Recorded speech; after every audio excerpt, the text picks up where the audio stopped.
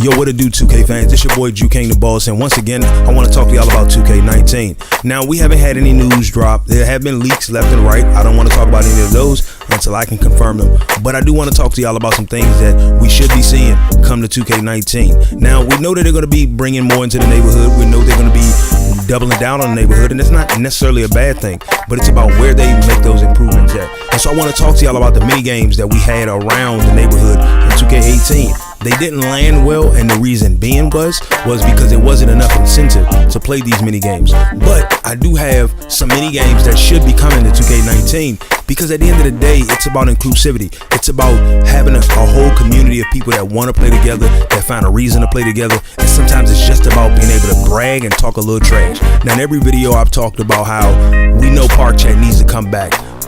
One thing about it is Park Chat is going to be key to each and every one of these game modes that I mentioned. So let's hope that 2K realizes we need that back, because trash talking ain't the same when no one can hear you talk the trash. So first thing I want to go over is sign out. Now, what they call out, sometimes they call knockout. In DC, we call it sign out growing up. Now, sign out is played differently based depending on where you are, where you're from. But in DC, we did it like this. You needed at least 5 people for the game to be fun, okay? Second of all, if you had more than 10, oh yeah, things got real. You ever seen 10 people try to play basketball and every man is out there for himself? It's kind of like if you're playing singles, you're playing free-for-all in Fortnite. If you out there for yourself, everything is off the table, okay? Everything. It all comes down. So in sign out, it was essentially like this. Someone would shoot the ball. Depending on how you play, your rules might differ to who gets to shoot, but someone would shoot the ball, and everybody else would be around the rim trying to grab a rebound. Whoever gets the rebound then gets to pick a person. They check that ball up with them, and then they go one-on-one with that person for the next basket. Okay, now if they scored, that person got a strike. So each person had a total of 3 strikes they can get before they were out. All right, now if you were playing with a lot of people, you might win 2 strikes, just so that way you need to speed the process up a little bit better. Now in sign out, if you gave a person a strike and everything like that, most likely they're gonna come back at you because you gave them a strike. Look at it like a little modification of the Mountain Dew setup we had last year, where you had a certain number of tickets. Once you lost all your tickets, you couldn't play anymore.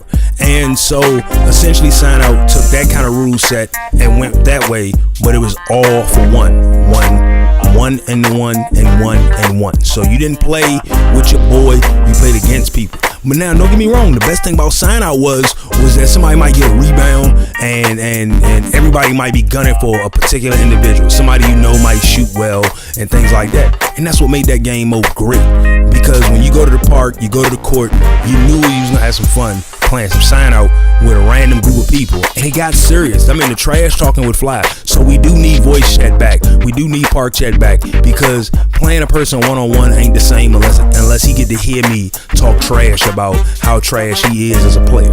Now, another game mode is 33. Now, 33 was technically in 2K17 with the 1v1v1, but like I said, in DC, 33 was a little bit different, because first of all, the score went to 33, and second of all, there was more than 3 people playing. So you would have 5, 6, 7, 8, 9, 10 people playing. You try not to go over 5 because it gets a little chaotic, and you try to make sure that you can keep track of everybody's score, because come on now, we all know, we all got that one person that we know be fudging his score left and right when he got the chance. You know what I'm saying? And I've done it before, okay? I ain't gonna lie to you. I've done it before. So I would love to see 33 come to 2K19, and that's a game mode that it's all about rebounds and making your shots count. Every one of your shots got to count, because the first to 33 wins. And so it's kind of like bringing back 1v1v1, but putting it on a bigger scale. And you got a couple of courts that are already set up to do that. The jump shot challenge court, and then at the same time the dunk court. So you can literally do it where it's 1v1v1v1v1, 5-way dance of 33. You can do the same thing with sign out. Do a 5-way dance in case you want to make sure that you're helping the latency by not having so many people connected to one game. You do the 1v1v1v1. So you do the 5-way dance and allow people to kind of like have some fun with it. The next one is custom rules. Now the 1v1 court is perfect for custom rules. So I follow quite a few people. Now let's say if I catch Shakedown on the Xbox and I want to talk a little trash, because that's what I do. I talk some friendly trash and everything like that. And he looking like, you want to see me? Come see me. And me and him, we decide we gonna go 1v1. We gonna go 1v1 on the King of the Court spot. But instead, it's the custom rules spot. So we might agree to a set of rules, or it might be set up where the winner makes the rules. So let's say we can either agree, if it's only the two of us playing, we might can agree on a set of rules based on who lined up where they'll get to pick them. But we might agree on a set of rules, so we might want to go 1s and 2s, or we might want to go 2s and 3s.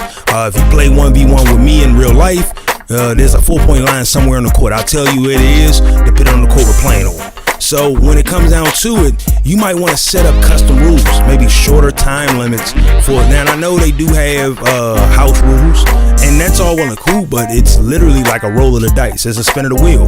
So the house picks the rules, but let's do custom rules where players kind of get their team up and go against some of their subscribers. It's a community-driven effort where people get to kind of like set the game mode. And you might think that, well, you could play 1v1 in your mic court, but you still can't set the rules. So you can't set what the game goes to. You can't set, you might want to set a, like say for instance, I talk a lot of trash. I be the person who will real live tell you, brother, I can beat you in a game of 30 and I'll spot you 20 points. And you might say, bet, let's do it. And I'll spot you the 20 points. Like, custom rules would allow me to spot you that 20 points and then have to come back from a 20-point deficit and score 30 points before you can score 10.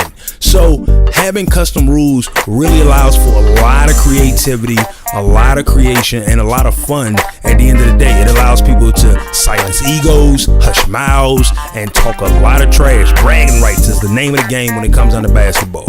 So another set is one of my, without a shadow of a doubt, one of my favorite games to ever play as a kid playing basketball was Around the World. Now, I don't know how everybody else did Around the World, but in DC, at my school, the way we did Around the World was, it was essentially the same way for most cats in this aspect, where you started off like right above, right below the rim. So you hit the hashes all the way around from the from in front of the rim all the way to the free throw line. You go around. Once you finish the hashes, the foul line hashes, then you went out to the 3-point line. Now, here's where I'm not sure if it was the same in other parts, but we had what we call the double down, double or nothing. We take a gamble. So each set had it set up to a point where you can say, all right, well, I'm gonna shoot. You gotta just continue to make consecutive shots. Now, if you miss a shot, you can pass, and so the next person would take a chance and they would shoot. So let's say, Vince, if you made your first 5 shots, the next person, they might try to catch. It's now their time to catch up. It was about who could finish shooting around the hash of the foul line, and at the same time, then finish the 3-point arc. Okay. Once you got to certain checkpoints, you were safe. So let's say, for instance, if you shot at the free throw line, that was considered a checkpoint, and you miss, you want to double or nothing. This is when the double or nothing rule comes into play. If you double or nothing at a checkpoint and you missed again, you would have to go back to the last checkpoint, which at that case would be the beginning. So essentially, you clear the the foul line hashes. So you clear the hashes. Once you clear the hashes, you step out to the 3-point arc, one of the corners. Now, the corner is considered a safe spot. The free throw line is a safe spot, and the beginning is your checkpoints. The beginning is your checkpoint.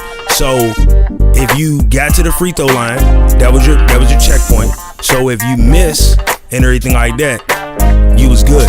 If you missed anywhere, you were good unless you doubled or nothing. So if you doubled down and missed anywhere else, you're going back to the previous checkpoint. So I know it's probably a little confusing. Usually I write all these things down before I bring them to y'all in the video, but I'm talking to y'all from the child's mindset that I have right now for the these game modes I would love to see come. So around the world is one of the biggest things that I would love to see. And it was always about the first person to finish all their shots. And it was about consistent shooting. That was the best thing about it. And sometimes those games will come down to the wire. Sometimes those games and the rule set for those games change based on area. So even in my area, we had a couple of different ways that we played the game. Sometimes you might just have to complete a shot from every point on the court. And then other times you not only had to complete a shot from every point on the court, but you had to come back. So you basically had to literally go around the world and back again. Okay? And I would love to see that. You imagine if you went to the 1v1 court and you had custom rules, there would be more people there.